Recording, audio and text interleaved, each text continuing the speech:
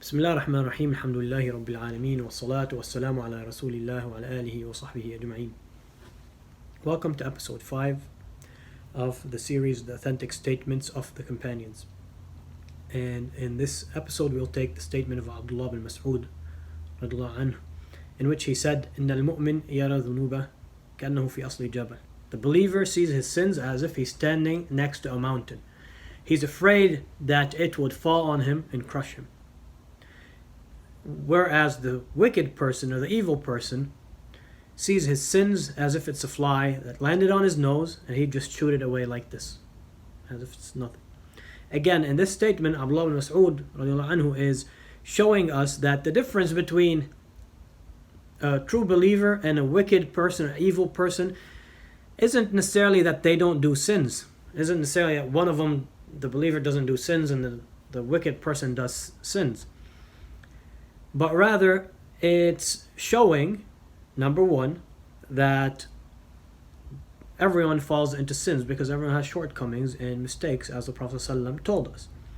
But the difference between them is in their attitude towards their sin. The difference between a true believer and an evil person is their attitude towards their sin. When they do a mistake, what's their attitude towards it? Do they belittle it? The wicked person, and notice, he said, الفاجر, the wicked person. Whether they're Muslim or not, they might fall into that category. So some Muslims might fall into that category because of their deeds and also because of their attitude towards their bad deeds. And we see even that the difference in attitude from the story of Adam alayhi salam, story of Iblis. And Adam alayhi salam did a mistake. He disobeyed Allah, but he was regretful, he repented, he asked Allah for forgiveness. Iblis, when he disobeyed Allah, he insisted. His attitude towards his sin was that of arrogance and insisting on his sin. So again, looking at the statement, the distinction between a believer and a wicked person is their attitude towards their sin. How do they view their shortcomings? The believer is afraid that they're going to be held accountable for their shortcomings, for their sins, for their wrong deeds. That they're going to stand in front of Allah one day and they're going to be held accountable for that. They don't feel safe. It's as if they're standing next to a mountain and they're afraid it's going to fall on them and crush them. Yeah, they have sins, they have shortcomings, but they're afraid that they're going to be held accountable for them. So, what do? Their attitude is completely different, changes the outcome, how they would approach that.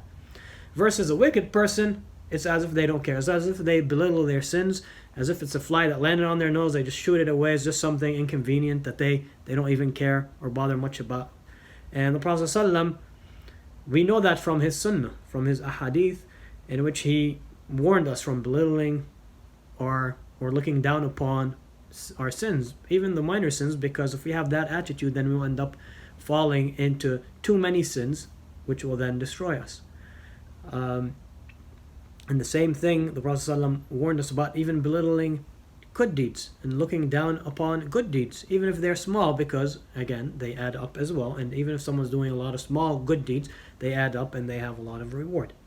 And it's a trap of shaitan to get people to belittle things and look down upon them, and that way, if they're a bad deed and they don't see much of it or don't think it's a big deal, they'll end up doing a lot of it. And if it's a good deed and they look down upon it, it's not worth their time, their effort, they don't end up doing any of it and they miss out on the reward. Barakallahu feekum, jazakumullah khaira, wassalamu alaikum wa rahmatullahi wa barakatuh.